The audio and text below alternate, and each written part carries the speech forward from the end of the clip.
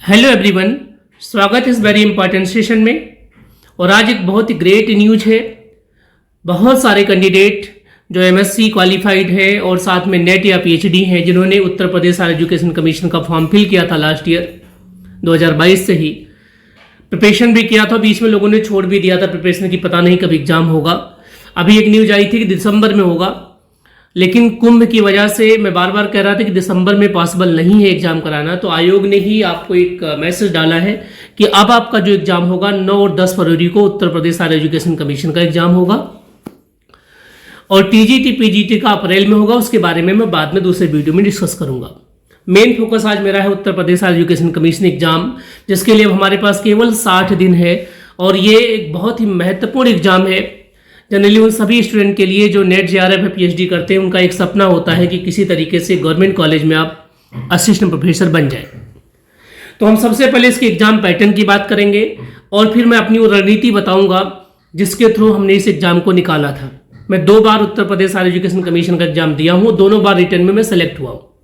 46 में दिया था, उसमें सेलेक्ट हुआ, उसमें जॉब कर रहा हूँ। उसके बाद 50 में दिया। अब बात करते हैं इस एग्जाम के पैटर्न की। तो इस एग्जाम में 3 पार्ट होते हैं। 2 पार्ट इसके रिटन एग्जाम में आते हैं। रिटन एग्जाम इसका 100 क्वेश्चन का होता है, हर क्वेश्चन 2 नंबर का होता है, तो 200 क्वेश्चन का रिटन एग्जाम होता है। लेकिन उस 100 क्वेश्चन में 30 क्वेश्चन आपके आते हैं जनरल साइंस, जीएस साइंस। उस 30 क्वेश्चन में से लगभग 15 क्वेश्चन करंट अफेयर्स के होते हैं, और 15 क्वेश्चन आपके आते हैं जनरल साइंस से। अब करंट अफेयर्स में हमें क्या पढ़ना है, कितना पढ़ना, ये सबसे इंपॉर्टेंट बात है।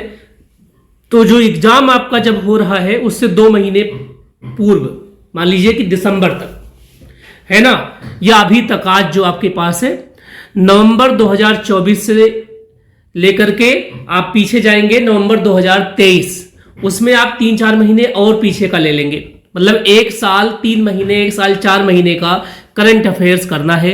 लेकिन उस करंट अफेयर्स में आपको आईएएस लेवल का प्रिपरेशन नहीं करना है कि आप पूरा का पूरा ताकत वहां लगा लीजिए।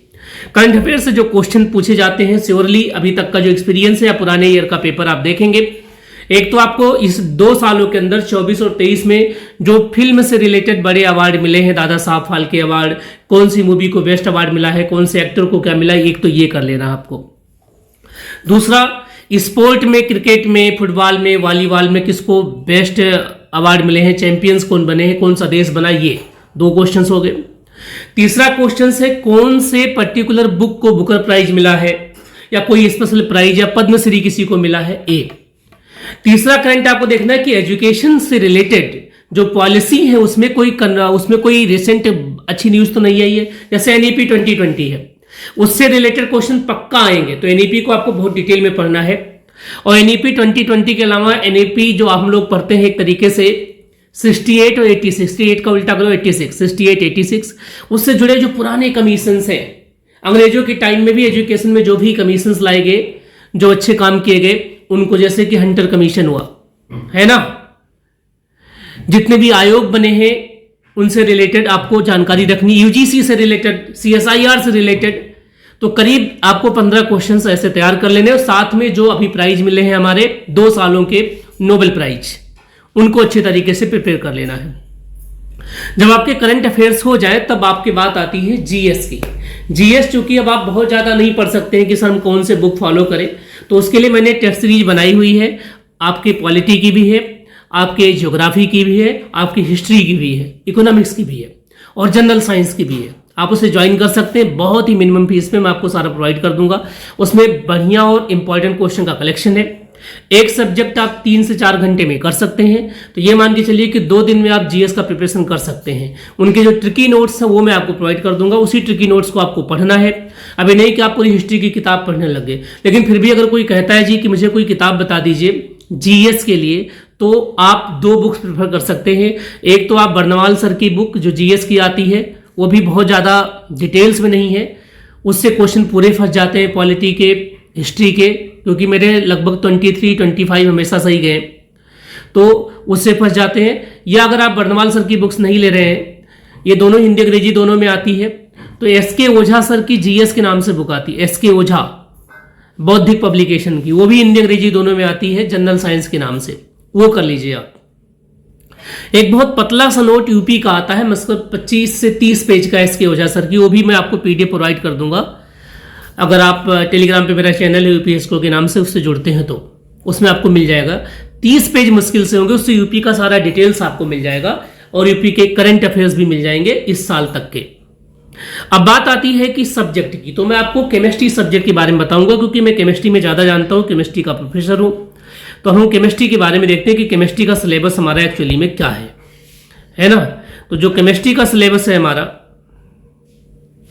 उसको देखिए, या किसी भी सिलेबस में जो गवर्नमेंट डिग्री कॉलेज में या डिग्री कॉलेज में प्रोफेसर बनना चाह रहे हैं, उनके लिए मैं एक थंब रूल बता दूं। अगर आप नोट्स के बारे में पूछ रहे हैं तो ये नेट का जो बी पार्ट का लेवल होता है, उस लेवल के क्वेश्चंस आते हैं।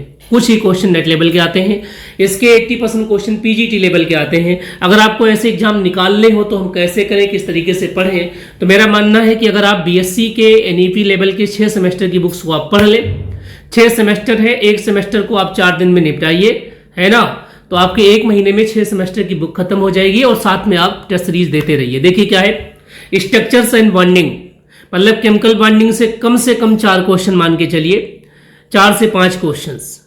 सिमेट्री एलिमेंट पॉइंट ग्रुप भी है, करेक्टर टेबल भी है आपका, तो यहां से 2 question.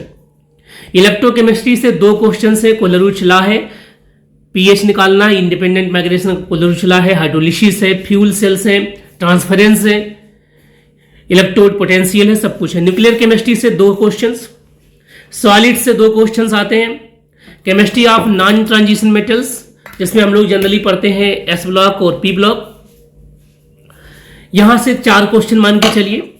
Chemistry of transition metals और आप कोऑर्डिनेशन केमिस्ट्री को इसमें इन्वॉल्व कर लेंगे, तो ये मिलाकर के कुल आपका आ जाएगा कम से कम 4 क्वेश्चन, 5 क्वेश्चन। आपका सीएफसी पूछता है, जॉइंट डिस्ट्राक्शन पूछ लेता है, आर्गन डायग्राम तक भी पूछ लेता है इससे। तो इससे बहुत डिटेल में आपको अच्छी तरीके से पढ़ना है। इनसे रिलेटेड कोई भी नोट्स चाहिए तो वो मैं आपको प्रोवाइड कर सकता हूं।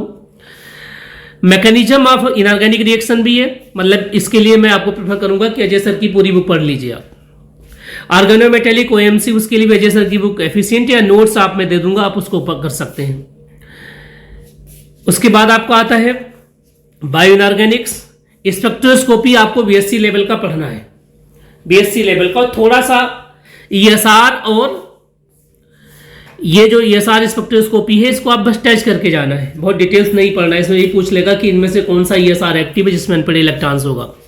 एनएमआर में आपको सिग्नल अच्छे से पढ़ लेना है और केमिकल शिफ्ट पढ़ लेनी है।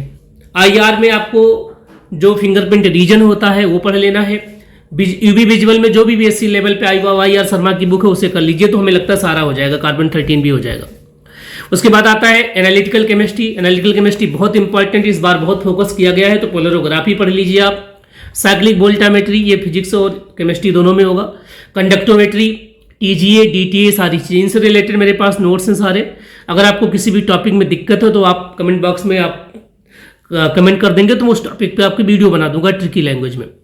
स्टीरियो केमिस्ट्री आप पढ़ लीजिए जगदम्बा सिंह सर से, जगदम्बा सिंह सर की जो बुक है, या आप जो भी आपने नेट में पढ़ा है तो उसको आपने पढ़ा भी होगा अच्छी तरीके से।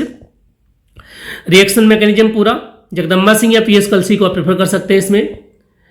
रेजेंट के लिए भी आप उन्हीं 2 बुक्स को आप प्रेफर करिए, कोई आपको बाहर से बुक पढ़ने की जरूरत नहीं है। देखिए रेजेंट भी बहुत ज़्यादा इन्होंने स्पेसिफाई कर दिया कि इनको आपको पढ़ना ही पढ़ना है। यहाँ से डीडीक्यू से क्वेश्चंस आए थे लास्ट ईयर, बेकर ईस्ट से आए हैं, क्राउन ईथर से क्वेश्चंस आता ही आता है कि क्राउन ईथर को फॉर्मेशन कब किया गया था, क्राउन ईथर को आइनोफोर क्यों कहते हैं। पेरिसाइक्लिक बहुत इंपॉर्टेंट है, 2 से 3 क्वेश्चंस। फोटोकेमिस्ट्री से भी 3 क्वेश्चन है। ये आपका जो हम नॉरिस टाइप और नॉरिस टाइप सेकंड कहते हैं, जैसे आपके CSIR के लिए इंपॉर्टेंट था, ऐसे यहाँ पर भी बार बार आता है। 1,2,1,3 डाई, ये जो आपके पास डाईपाई मीथेन्स होते हैं उसके रिएक्शंस बहुत आते हैं। एरोमेटिसिटी के क्वेश्चंस आते हैं इसमें। थर्मोडायनेमिक्स से कम 4 क्वेश्चन मान के चलिए। केमिकल काइनेटिक्स से 2 क्वेश्चंस या 1 क्वेश्चन। स्टैटिस्टिकल से 2 क्वेश्चंस, कन्फर्म में 2 क्वेश्चंस आएंगे, और वो भी आते हैं question generally MSc first level के, एमएससी फर्स्ट ईयर का जो सिलेबस है। नॉन यूक्लिडियन थर्मोडायनेमिक्स से भी एमएससी फर्स्ट ईयर का सिलेबस है। पॉलीमर्स बीएससी से पढ़ सकते हैं। तो ये आपके पास कंप्लीट रहा, आपके पास ये रहा है। अब मैं आपको बताता हूँ इसकी स्ट्रेटजी क्या है, कैसे कर पाए जी। आपको जीएस की मैंने जो बुक बताई उनमें से कोई बुक्स ले लीजिए, या अगर आप मुझसे जुड़ेंगे तो मैं आपको नोट्स प्रॉपर प्रोवाइड कर दूंगा। ये बुक्स आपकी मुश्किल से 200 से 250 पेज हैं, तो आप इन्हें आराम से 2 महीने में कर सकते हैं अगर रोज आपने 10 पेज पढ़ा तो। जीएस रोज 1.5 घंटे दीजिए या 2 घंटे। जीएस के साथ अगर आपने प्रॉब्लम क्रिएट करी तो आपको सब्जेक्ट में लगभग सबके सेम आते हैं। अब आती है सब्जेक्ट का। सब्जेक्ट अगर आपके पास कोई नोट्स है नेट लेवल का तो आप उसे कर लीजिए, या पीजीटी लेवल का नोट्स है उसमें, लेकिन सिलेबस में जो चीज़ें हैं उन्हें जरूर आपको ऐड करना है। क्वांटम मैकेनिक्स इसके सिलेबस में नहीं है तो क्वांटम को आप छोड़ देना है। क्वांटम में बस केवल आपको जो केमिकल एटॉमिक स्ट्रक्चर का थोड़ा सा पोर्शन कि नोडल प्लेन क्या होते हैं, रेडियल नोड्स क्या होते हैं, वो उतना मैं आपको ट्रिकी वे में कराया भी हूँ, मैं करा भी दूंगा, ठीक है। और Schrodinger wave equation HSI = VSI, बहुत डिटेल्स में आपको बॉक्स वगैरह और ये सब नहीं पढ़ना, परटर्बेशन थियरी वगैरह। ज़्यादा स्कोरिंग आपको करना है तो आप कोई भी टॉपिक इसमें छोड़ नहीं सकते जी कि मैं ऑर्गेनिक पढ़ लूँ फिजिकल छोड़ दूँ, फिजिकल पढ़ लूँ ऑर्गेनिक छोड़ दूँ, ऐसा नहीं कर सकते हैं। आपको BSc लेवल का सारा करना ही करना है। और साथ में टेस्ट सीरीज मैंने चालू कर दी है इसकी, पीजीटी की भी, टीजीटी की भी, और साथ में Uttar Pradesh higher education commission की और गेट की। तो आपको बहुत मिनिमम फीस पे आपको इसके कंप्लीट पर डे के हिसाब से आपको, आप चाहो तो पर डे 70 क्वेश्चन केमिस्ट्री के और 30 क्वेश्चन जीएस के आपको मिल जाएंगे। उससे आप चेक कर सकते हैं कि आपका प्रिपरेशन किस लेवल का है। अब बात आती है कि कट ऑफ कितना जाएगा जी। तो पिछले ईयर का जो कट ऑफ देखा गया है उसके हिसाब से पता लग रहा है कि कम से कम आपको जो सोचना इस एग्जाम में पास होने के लिए, वो सोचना कितना है जी, कम से कम आप सोचिए 75। अगर आपके 75 आ रहे हैं 100 में तब आप सेलेक्ट होंगे। अगर 75 से कम आप सोचते हैं 60 नंबर या 60 क्वेश्चन या 55 क्वेश्चन, वो 46 में हो गया था, इसमें बड़ी मुश्किल लग रही है क्योंकि लोग बहुत अवेयर हो गए, बहुत ताकत से लगे हुए हैं।